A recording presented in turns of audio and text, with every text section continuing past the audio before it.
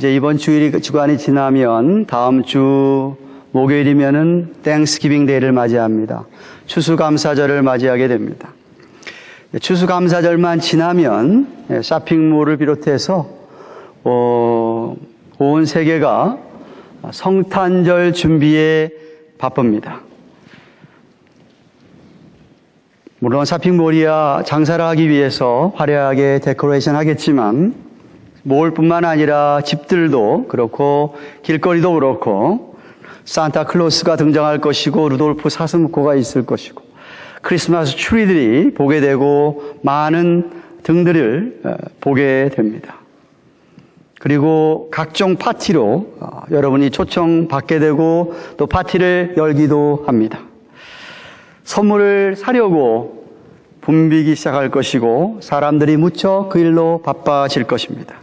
그런데 이 모든 것들은 정말 성탄절의 진정한 의미를 반영하고 있는 것은 아닙니다. 여러분 다 아시겠지요? 산타클로스하고 성탄절은 전혀 관계가 없습니다. 루돌프 사슴코도 전혀 관계가 없고요. 크리스마스 트리도 전혀 관계가 없습니다. 사람들이 다 자기들을 위해서 다 만든 것이죠. 성탄절은 여러분이 너무나도 잘 알다시피 우리 예수님께서 동정녀 마리아의 몸에서 성령으로 탄생하신 그 생일을 축하하는 것입니다. 하나님께서 이 천지창조를 창조한 이후로 지구 역사가 만약에 7,000년 가까이 됐다고 생각을 한다면 그 전에 6,000년 정도 7,000년이라고 생각 아니 훨씬 더 오래라고 할지라도 이 지구 역사상 전무후무한 이야기 처녀의 몸에서 아기가 났다. 처녀의 몸에서 성령으로 예수님이 탄생했다. 이것은 사람들 보기에 기적으로 기억되는 것입니다. 사실 인간의 이성, 지성과 과학을 절대시하는 현대인들에게 예수님께서 처녀의 몸에서 태어났다.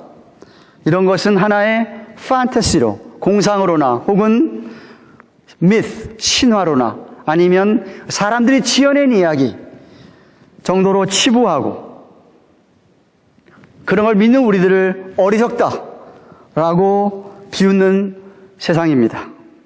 그러나 성경은 예수님의 동정녀 탄생을 분명히 증거하고 있습니다. It is a fact.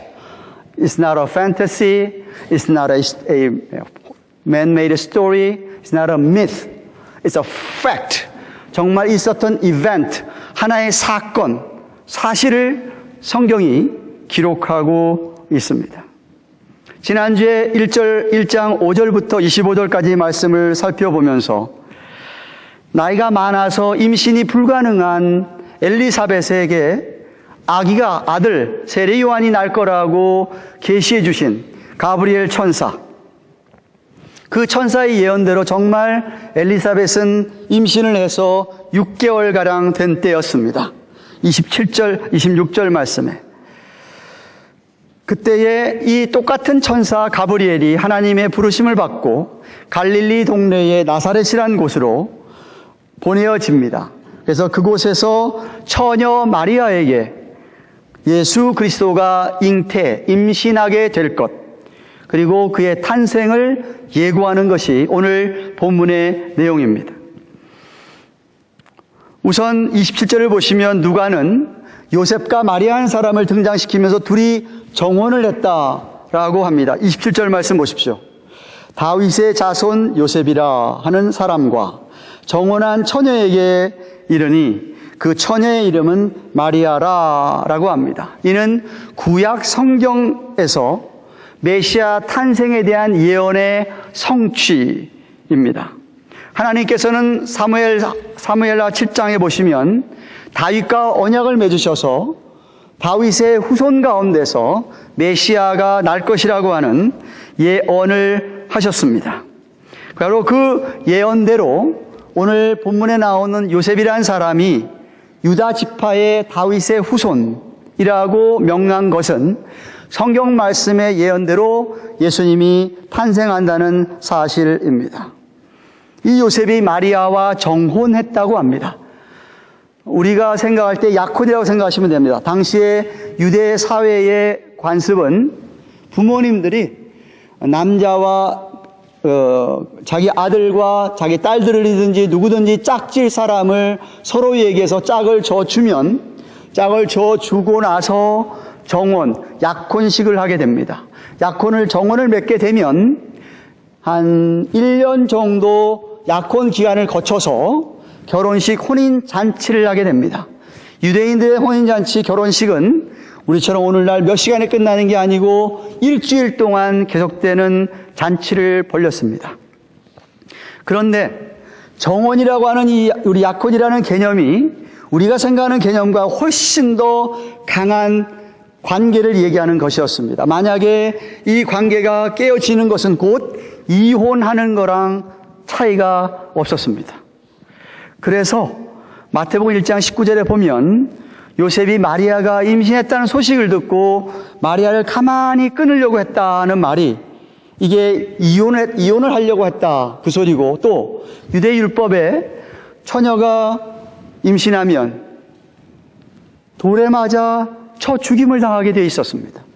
그래서 아마도 그 마리아를 보호하기 위해서라도 그냥 가만히 조용하게 모든 일을 덮으려고 했다고 하는 사실이 마태복음에 기록되어 있습니다. 가브리엘 천사는 마리아에게 이렇게 얘기합니다. 28절 말씀 보십시오. 가로되 은혜를 받은 자여 평안할지어다 주께서 너와 함께 하시도다라고 합니다. 이것은 하나님께 그 마리아가 복을 받았다라는 뜻입니다. 엄청난 축복이지요. 마리아가 온 세상에 하나님께서 택자를 구원하시려고 하는 구원 계획에 이 마리아를 선택하셔가지고 마리아를 사용하시겠다는 겁니다. 특별한 자로 택함을 받은 것이었습니다. 하나님께 주권적으로 마리아를 택하셔서 그녀를 통하여서 메시아 그리스도가 나게 하시니 말입니다. 이런 선택을 받은 것이 은혜고 축복인 것입니다. 하지만 마리아는 그 얘기를 들었을 때에 처음에는 놀랐습니다. 아니 이런 인사가 어디가 있느냐. 보통 유대인들이 하는 인사는 샬롬 평강이 있을지어다 라고 하는 게 유대인들의 평범한 인사였습니다. 우리가 Hi, how are you 하듯이 샬롬 하는 것이었습니다. 근데 샬롬만 하는 게 아니라 주께서 너와 함께 하신다, 은혜를 네가 받았다 라고 하는 말을 하는 것에 대해서 충격을 받은 마리아에게 천사가 이렇게 얘기합니다. 30절 31절 무서워 말라 네가 하나님께 은혜를 얻었느니라. 보라 네가 수태하여 아들을 낳을 텐데 그 이름을 예수라 하라 라고 합니다. 왜 그녀가 무서워할 필요가 없을까요? 하나님께 은혜를 입었기 때문입니다. 이 은혜라는 말, 헬라의 카리스라고 하는 말이 영어로 번역할 때 grace 혹은 favor라고 번역이 되는데, 이 뜻은 전혀 자격이 없는 사람이 하나님께 복을 받을 자격이 전혀 없는 사람에게 하나님께 주시는 복을 가리켜서 은혜라고 얘기합니다. 내가 무슨 일을 잘해서, 내가 무슨 뭐를 잘하고 공을 쌓아서 그에 대한 것을 주시는 것을 은혜라고 얘기하는 게 아니고, 내가 전혀 받을 자격이 없는데 그냥 거저 주시는 것을 은혜라고 이야기를 합니다. 근데 이 은혜를 그가 받았다. 은혜를 받았기 때문에 은혜가 두려움을 물리쳐 주는 것이었습니다. 근데 더 놀라운 것은 자신이 임신을 하게 되는데, 아들을 낳게 되는데 그 아들 이름을 예수라고 하라라고 합니다. 그 예수란 말을 모르는 히브리 사람은 한 사람도 없습니다. 원래 예수라는 히에수스라고 하는 헬라의 말은 구약에 여러분이 잘 아는 여호수아, 자슈아에서 나옵니다. 말입니다. 야훼 saves, 여호와 하나님이 우리를 구원하신다라는 뜻을 갖고 있는 게 여호수아라는 이름인데, 그것의 헬라어형이 뭐냐면 히에수스, 예수예요. 예수. 놀랬죠? 아니 세상에 내 배에서 나올 아기가 메시아? 예수? 그리스도? 예. 마태복음에서는 예수라는 이름에 대해 이렇게 설명합니다. 자기 백성을 저희 죄에서 구원할 자. 여러분 구역 모임에 가서 구역 공부할 때 이 공부를 하게 되는데 예수란 이름의 뜻이 뭐냐? 자기 백성을 저희 죄에서 구원하실 분. 이 세상 온 백성이 아니라 자기 백성, 선택함을 입은 백성의 죄를 사해 주시기 위하여서 구원하기 위해서 오시는 자가 예수라고 성경이 그렇게 이야기합니다. 이어서 천사는 이 예수님이 바로 그 성경에서 예언되어진 메시아 그리스도임을 계시합니다. 32절 33절 말씀 보십시오. 저가 예수가 큰 자가 되고 지극히 높으신 이의 아들이라 일컬을 것이요 주 하나님께서 그 조상 다윗의 위를 저에게 주시리니 영원히 야곱의 집에 왕노릇 하실 것이며 그 나라가 무궁하리라 라고 이야기합니다. 마리아의 몸에서 날 이 아기에 대한 특징 4가지를 설명하고 있는데 여러분은 언뜻 그 뜻이 안 들어올지 몰라도 유대인들, 히브리인들에게 이게 무슨 뜻인지 너무나도 생생하게 잘 들어오는 말인데 첫 번째 특징은 뭐냐 하면 그는 큰 자가 될 것이고 지극히 높으신 The Most High 하나님의 아들이다 일컬을 것이다. 불려질 것이다. 그리고 두 번째 그는 다윗의 왕위를 이어갈 것이다. 세 번째 그는 그냥 다윗에 있는 한 왕, 우리 열왕기 상하에서 보는 역대 상하에서 보는 그 수많은 왕들 중에 그냥 평범한 한 왕이 아니고 그 왕은 영원히 야곱의 이름이 이스라엘로 바뀌었죠. 그 이스라엘의 영원한 이스라엘의 집에 다스릴 왕. 그리고 네 번째, 그의 나라는 영원할 거다. 라고 하는 4가지 사실을 계시하고 있습니다. 이것은 아까 제가 얘기했듯이 사무엘 선지자가 사무엘하 7장에서 다윗과 하나님께서 언약을 맺으면서 다윗의 후손이 그 나라를 이어받을 것이고 그 다윗의 후손에게 하신 메시아가 탄생할 것이라는 그 약속에 대한 성취고 하나님께서 사무엘 선지자를 통해서 그런 얘기를 해주셨을 때에 다윗이 그 말을 듣고 사무엘하 7장 25절 29절 보면은 하나님 앞에 기도합니다. 그렇게 저에게 약속한 대로 되기를 원합니다라고 다윗이 기도하는 장면이 나타납니다. 기도 응답이 오늘 이 본문에서 이루어지고 있는 것입니다. 오늘날 이스라엘이라고 말할 수 있는 저와 여러분들, 오늘날 영적 이스라엘인 하나님의 택함을 입은 하나님의 백성들, 그 백성들의 구세주, 만왕의 왕이요 만주의 주, 바로 그 탄생, 그 주님에 대한 탄생의 예언이 오늘 본문의 말씀입니다. 이런 놀라운 계시를 받은 마리아는 천사에게 묻습니다. 나는 사내를 알지 못하는데, 아니 난 사내하고 관계를 가진 적이 없는데 무슨 내가 임신을 한다는 말입니까? 라고 반문을 34절에 합니다. 그러자 천사가 35절에 이렇게 대답합니다. 성령이 내게 임하시고 지극히 높으신 이의 능력이 너를 덮으시리니 이러므로 나실 바 거룩한 자는 하나님의 아들이라 일컬으리라 라고 합니다. 여기 삼위 하나님이 다 등장합니다. 성령 하나님, 성령이 내게 임하시게 되고, 둘째 지극히 높으시니 하나님 아버지의 능력이 너를 덮게 되고, 그리고 나타나시는 자는 하나님의 아들 성자 예수님이라고 불려질 거라고 하면서 삼위 하나님을 다 거론하고 있습니다. 마태복음에서도 마리아와 정혼한 요셉이 꿈에 자기 아내가 임신한다는 이야기를 듣고 설랑을 임신했다는 소식을 듣고 근심을 하고 할 때에 그 꿈의 천사가 이렇게 얘기합니다. 마태복음 1장 20절이죠. 다윗의 자손 요셉아, 내 아내 데려오기를 무서워 말라. 저에게 잉태된 자는 성령으로 된 것이라 라고 했습니다. 구약에서도 예수님에 대한 메시아에 대해서 성령으로 잉태되고 죄와 관계없이 출생할 것이라는 것이 선지자들에 대해서 많이 예언이 됐었습니다. 예를 들면 이사야서 7장 14절에 주께서 친히 징조로 너희에게 주실 것이라. 보라, 처녀가 잉태하여 아들을 낳을 것이요 그 이름을 임마누엘이라 하리라 라고 이미 예수님 탄생하기 700년 전에 이사야를 통해서 주신 말씀이 700년 후에 exactly 지금 예언이 성취되는 장면입니다. 그러니까 예수 그리스도의 동정녀 탄생은 우리 인간들이 보기에는 불가능한 일이지만, 그래서 우리가 기적이라고 말하지만 하나님께서 그렇게 하게 하신 것입니다. 마리아도 그 얘기를 듣고 믿지 못할 것 같이 천사가 느꼈는지 마리아가 그렇게 생각할까 봐 천사가 이런 말을 합니다.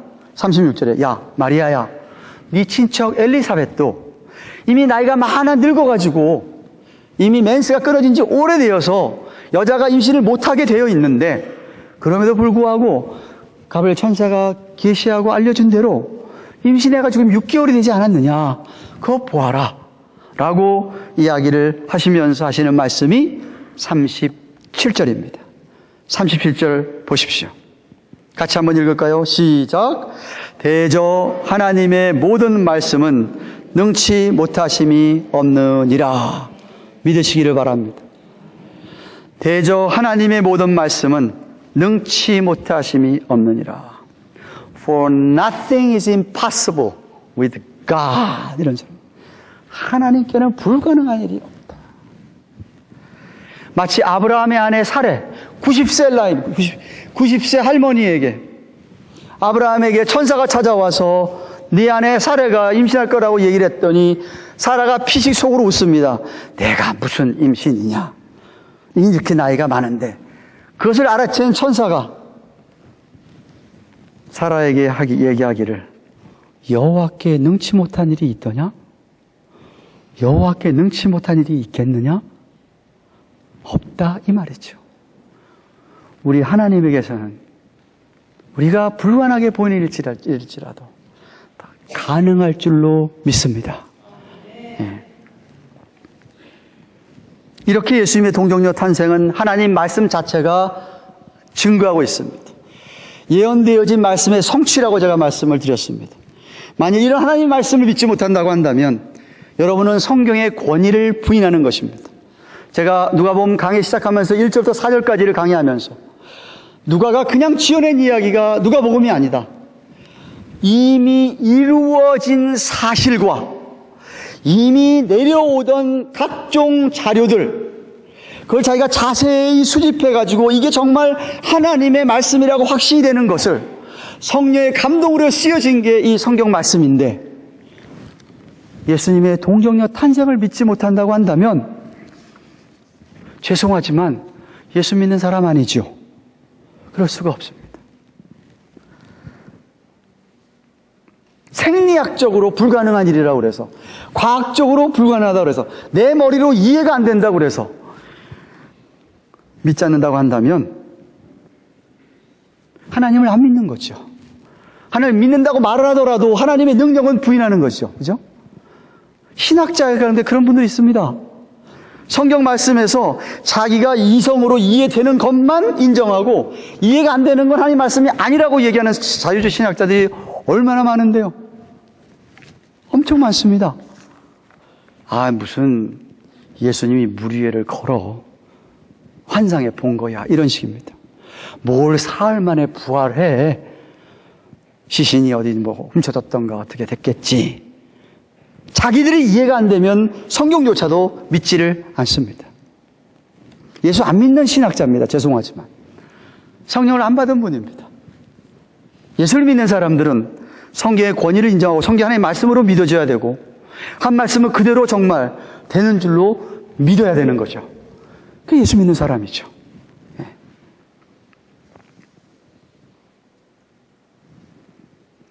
여러분은 정말 그렇게 하나님 말씀을 믿으시기를 축원합니다. 사랑하는 가든교회 교우 여러분, 오늘 본문의 예수님의 동정녀 탄생, 예수님의 인카네이션, 이 성육신이 우리 기독교 교리 진리에서는 너무나도 중요합니다. 그래서 우리가 모일 때마다, 사도신경을 외울 때마다 예수님의 동정녀 탄생을 우리가 입으로 고백하지 않습니까? 성령님에 의한 예수님의 supernatural birth는, 초자연적인 탄생은 아까도 얘기했지만 이 세상 역사상 전무후무한 사건으로 예수님만이 정말 참 하나님이고 예수님만이 정말 완전한 인간이었다는 것을 증거하는 것입니다. 예수님은 정말 사람 몸을 입고 왔지만 그분은 innocent, not guilty, 아무런 죄가 없으신 무죄한 분이라는 것을 증거하는 것이기도 합니다. 그렇기 때문에 하나님과 우리 사이, 하나님과 우리 죄인들 사이에 얼마든지 화목하게 할 수 있는 온전한 희생 제물, sacrifice가 될 수 있었던 것입니다. 만약 여러분 예수님이 자유신학자들이 얘기하듯이, 세상 사람이 얘기하듯이 만약에 남녀 성관계를 맺어가지고 태어난 예수님이라고 한다면 그도 죄인이기 때문에 결코 우리 죄를 사하는 희생 제물이 될 수가 없습니다. 로마서 5장 12절에 이러므로 한 사람으로 말미암아, 아담을 가리키는 말입니다. 죄가 세상에 들어오고 죄로 말미암아 사망이 세상에 왔는데 이와 같이 모든 사람이 죄를 지었으므로 사망이 모든 사람에게 이르렀느니라 한 것처럼, 만약 그랬다면 예수님도 죄인이기 때문에 죽으셔서 부활하지 않으셨어야 됩니다. 그러나 예수님은 비록 인간의 몸을 입고 이 땅에 오셨지만 성령으로 태어나셨기 때문에 죄와 관계가 없는 무죄하신 분이고, 그래서 사망을 이기시고 부활하신 것이며 우리를 구원할 수 있게 되신 분이었던 겁니다. 죄인이 어떻게 죄인을 구원하겠습니까? 안 되지 않습니까? 그렇기 때문에 예수님의 동정녀 탄생을 부인한다? 죄송하지만 그분은 구원을 못 받는 겁니다.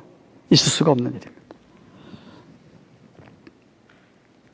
또한 이렇게 보이지 아니하는 하나님이 육신의 몸을 입고 이 땅에 오심으로 말미암아 하나님이 어떤 분인가를 사람들에게 좀 보이게 할 수 있도록 그렇게 사람의 몸을 입고 이 땅에 오신 것이었습니다.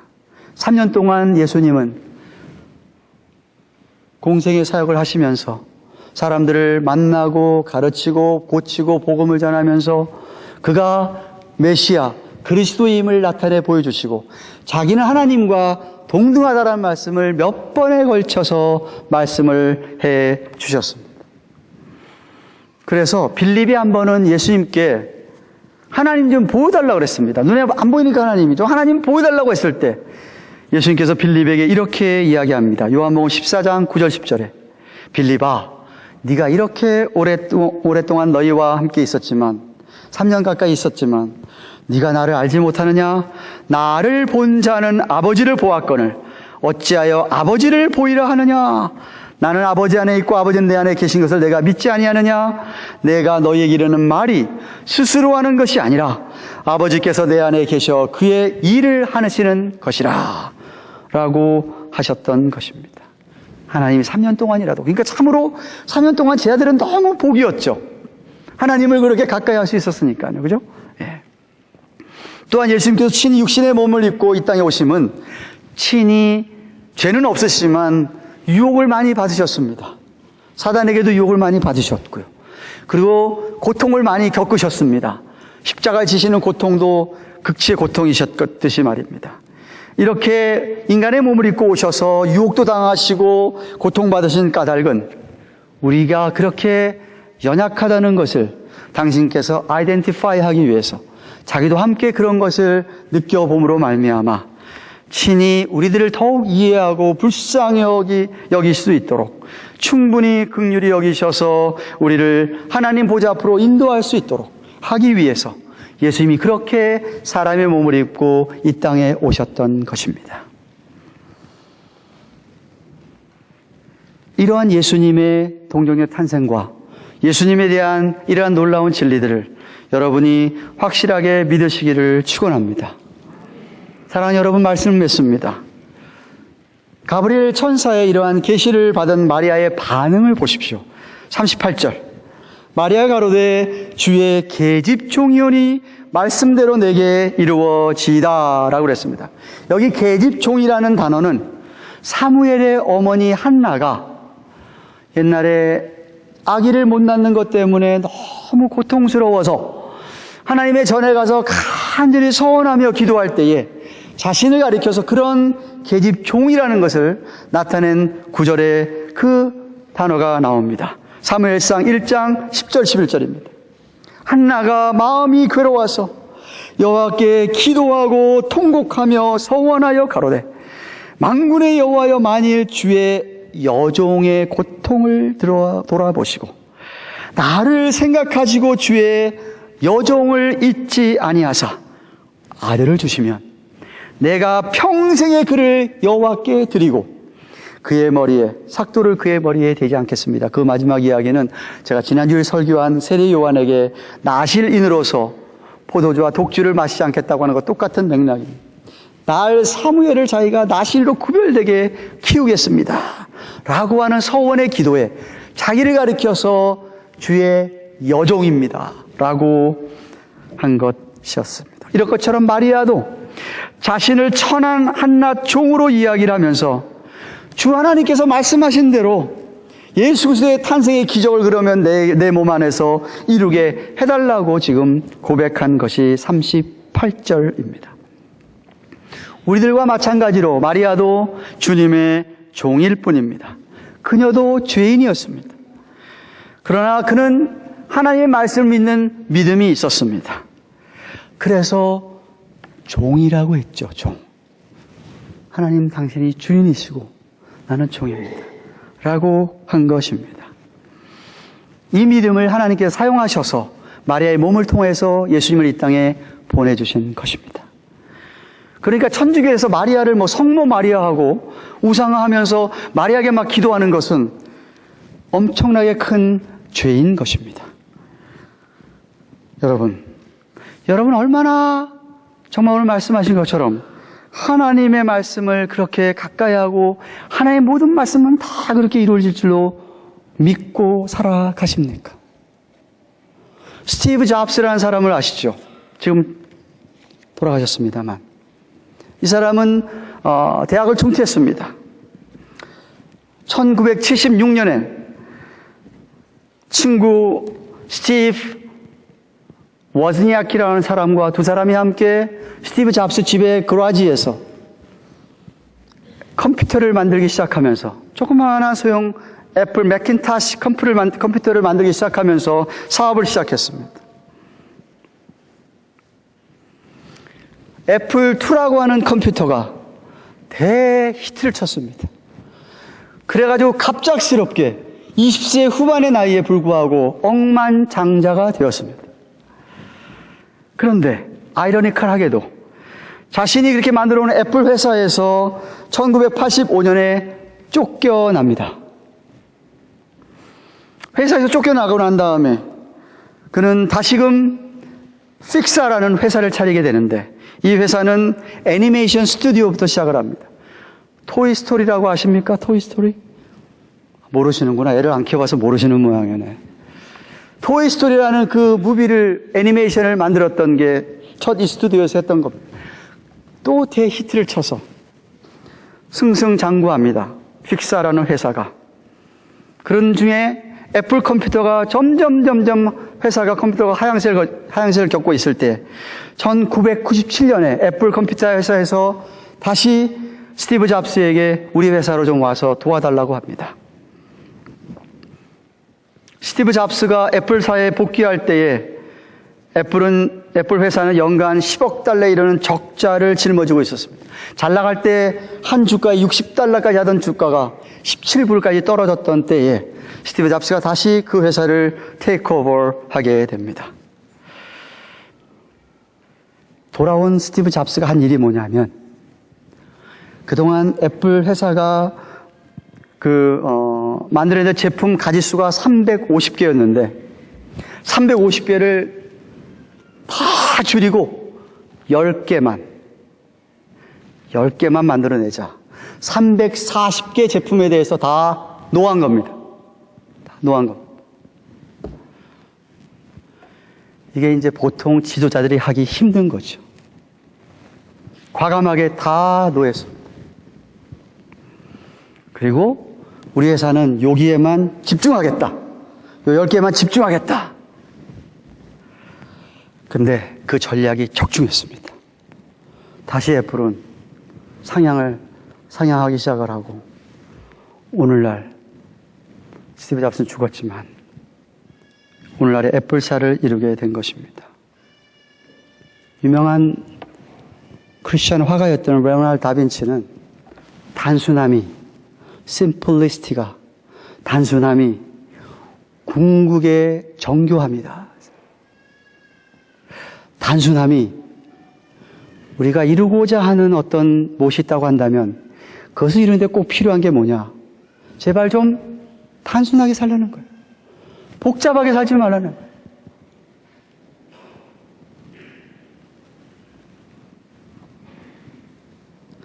신앙생활 복잡한 거 아닙니다. 그냥 말씀만 붙들고 사세요. 다 몰라도 괜찮아요. 말씀에만 집중해 보세요. 문제를 맞으셨습니까? 지난주에 얘기했지만 말씀에만 집중해 보세요. 해결된다니까요. 좀 여러분의 라이프를 좀 여러 가지 복잡한 거를 좀 단순화시키고 나는 그저 교회, 하나님 말씀, 하나님 그냥 이렇게 심플리파이 시키게 버리셔야 됩니다.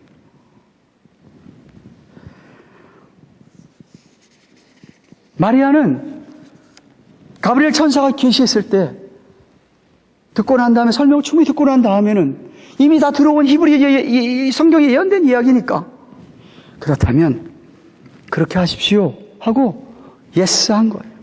말씀에서 뭐라 그러면 예스 한 거예요.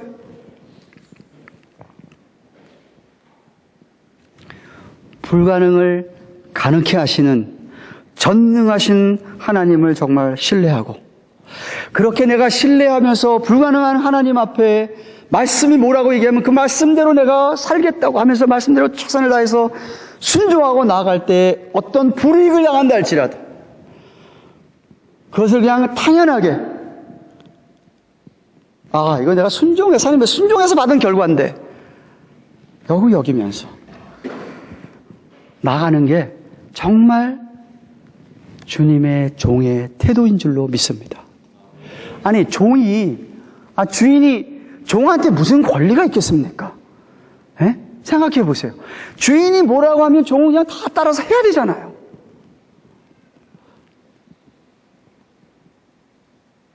직장생활 하십니까?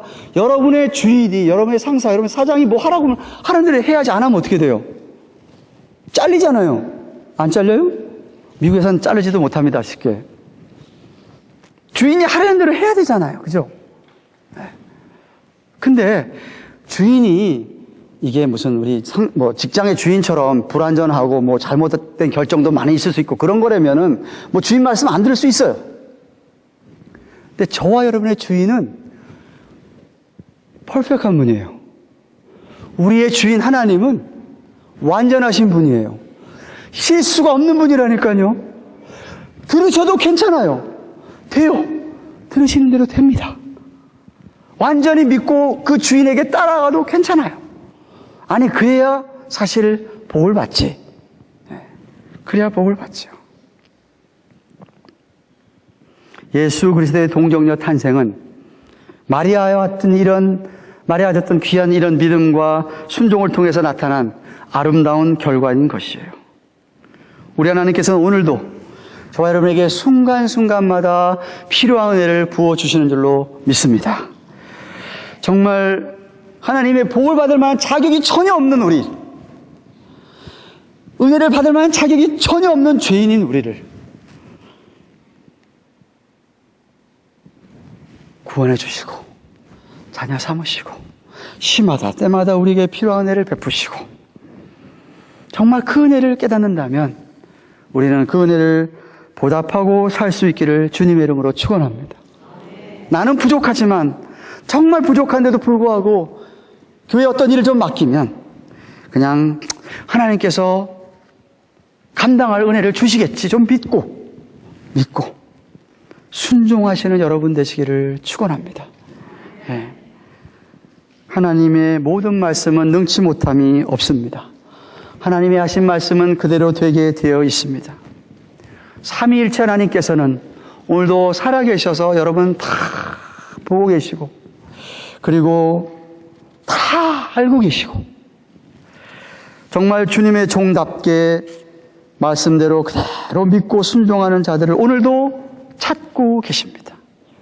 하나님은 그런 나라 사람들을 사용하셔서 하나님 나라를 세워가기를 원하시고 주님의 일을 하기를 원하시는 것이죠. 저는 우리 마리아처럼 우리 모두가 그런 믿음을 소유한 자로서 하나님께 쓰임받게 되기를 주님의 이름으로 축원합니다.